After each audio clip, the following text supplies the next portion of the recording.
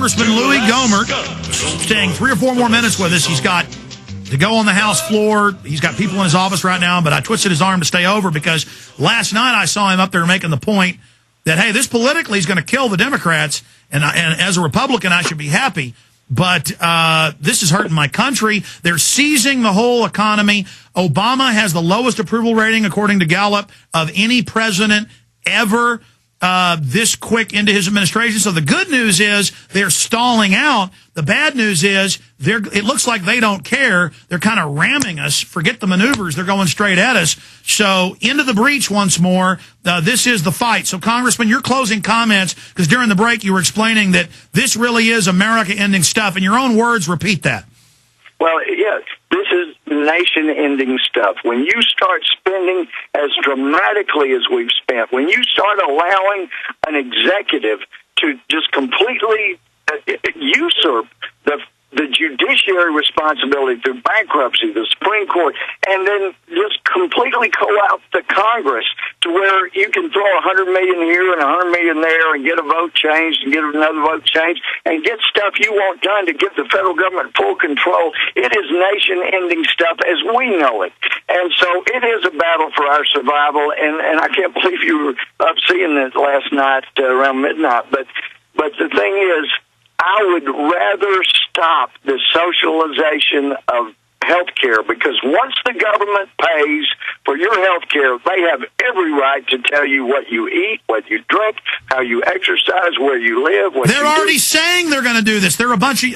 Absolutely. Did you hear about the White House science czar calling for putting stuff in the water to sterilize us? No, I had not heard that, but I guess if we're going to pay...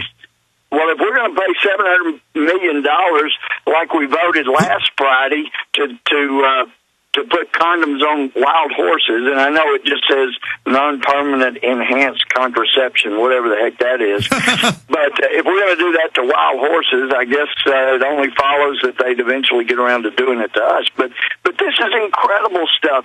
And so, yeah, as I was saying, and I'm coming from the heart, I would rather stay in the minority permanently and stop this socialization, this nationalization, this movement toward the direction that kills the freedoms that we have, than get the majority back. It is too important that we prolong this country. The freedoms that we've given, I mean, Alex, to lose them on our watch when we've been given such an incredible gift. You go back and read, John Adams and his comments, and when he wrote Abigail after the Declaration of Independence, he said, we have within our grasp what philosophers and dreamers have only dreamed of, to actually govern ourselves.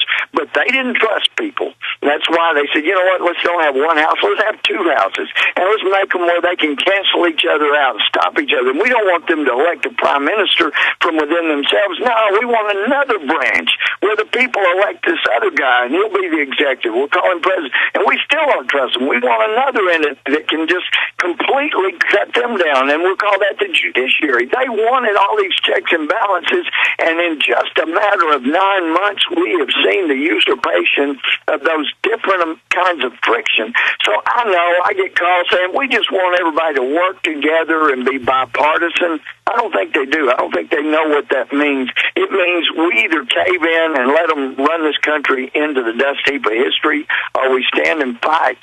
As Jefferson said, the price of liberty is eternal vigilance. But the one thing I know, too, is that anytime you have economic chaos, people are always willing to give up their liberty to get economic stability. Look at Hitler. Yeah, absolutely. It's one of the best examples, maybe the best example. So we can't let that happen. And Chuck Colson had said this in a little Bible study we had a while back earlier this year. When you lose morality, you will have economic chaos. You just will. Absolutely. Every time chaos, that's right. Every time people become decadent, tyranny comes. Well, we're going to have you back up next month. I appreciate everything you're doing. And just like I'm up late at night fighting the globalists, fighting the New World Order. I see that you are up there when nobody else is there fighting. You're there early in the morning. You're there late at night. I see the passion. I know you're doing the right thing, and I know you've done your research because I'm doing the same research. In closing, fire out your website. Tell us what we can do, sir, to help you. Obviously, this is a big crossroads, a huge battle. As the socialists, like Time Magazine headline says, we've almost got national health care. They've almost got their eugenics control grid over us. Can you speak to your website, how we help you? And then in closing, the Youth Brigade's National Compulsory Service in a group outside the military under the Democratic Party's control and the city year and the red and black uniforms. Yep. Well, our website is www.gohmert, GOHMERT.house.gov, G-O-V. But, and then I do have a campaign website too, if people wanted to help, because every bit helps. But I tell you, we're in a battle for the nation's future, and people need to be letting their representatives know how they feel. They need to let their senators know. And as I was talking to a guy in California, he said, well, and there's one thing other, you can let those bad representatives around the country, including the speaker, know that even though you're not in their district, which usually means they don't care what you think, you can let them know for the first time in your life you're going to contribute to an opponent outside your district. You're going to contribute not only with money, but you're going to go block walk. You're going to go help any way you can unless they turn around and do the right thing by America. It doesn't have to stop at just the district you're in. Well, I agree with you. This is nation-ending stuff. They're trying to rush it all through. We're seeing them begin to bog down, but they've got such momentum, they're sliding over us. In closing, and we're going to let you go, sir, the Youth Brigades, National Compulsory Service, the Democrats have introduced those bills. Your take on that? Well, you just referred to the point in history where this stuff has been done before. It's done in the 1930s, and that was not the only place it's been done. This has been done throughout history. Mao did it. And that's exactly what I was thinking of.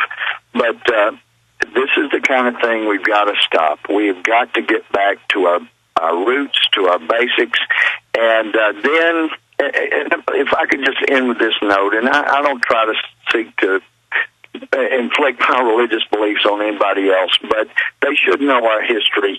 Every morning when President Obama gets up and he looks out his south window there, he's looking directly at the Washington Monument, and I'm sure he doesn't know. I haven't had a chance to tell him, but when they dedicated the Washington Monument, they put an aluminum capstone. Aluminum was very valuable back then.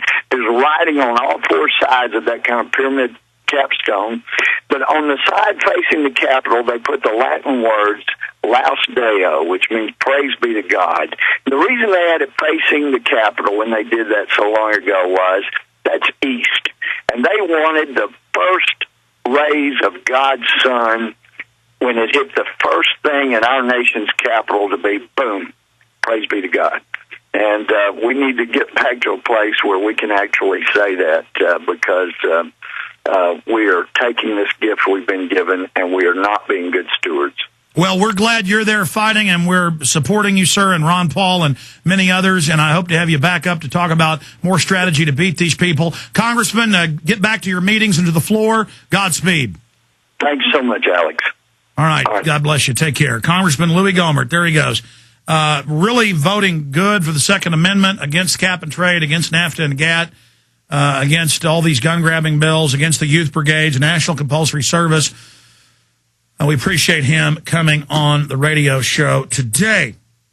We're going to get into financial news and take your calls coming up in the next hour at 1-800-259-9231. I am opening the phones up right now. We'll probably even take some calls this hour. You can talk about the economy, talk about forced swine flu inoculation, can discuss the $23.7 trillion. And I've got Congressman asking this week, Private Federal Reserve Chairman Bernanke, where is the $23 trillion? And he says, I'm not going to tell you. So we're going to go over that and play some of those clips coming up later. Bob Chapman joins us. Then we're going to have a reporter who's been on the ground in Iraq recently and other Middle Eastern nations to give you a real report on what's happening. Dahr Jamail will be joining us coming up later in the show today. But that was an amazing, amazing interview. And I did skip that network break, not local affiliate breaks, but we did skip that network break. And we only do that every once in a while when we've got a congressman or a senator or somebody on, and it's just so important, and they've got limited time. Speaking of sponsors, I tend to get so busy here on the show that I don't even get to sponsors a lot of days. And I did want to thank a few of the sponsors that have made today's show possible before I get into the flu news, because we're rapidly approaching the fall and the winter and all this forced inoculation talk, so that's coming up in a moment. But all these sponsors, I believe in them. All these sponsors I've checked out. I turn away probably 70-80% of the sponsors that approach us. We have to beat the sponsors away with a stick, unlike most of other talk radio that's failing and imploding and falling apart. People don't want to hear fake left-wing garbage or fake right-wing garbage. They want to hear anti-New World Order, pro-liberty, spirit of 1776. People finally get it. But I do want to thank the sponsors we have and tell folks to be sure and check them out. One of them is My Solar Backup. A lot of things can cut off your electrical power: hurricanes, snow, ice storms, you name it, or these stage rolling blackouts they do to train you to accept higher power prices. That's all part of operant conditioning.